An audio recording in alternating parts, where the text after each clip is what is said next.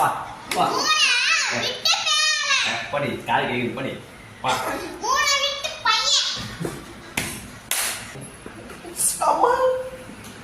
ஏன் புத்தர ஏன் அம்மா சீடா போட முடியல ஏன் போட்டனா மூணு மணி நேரம்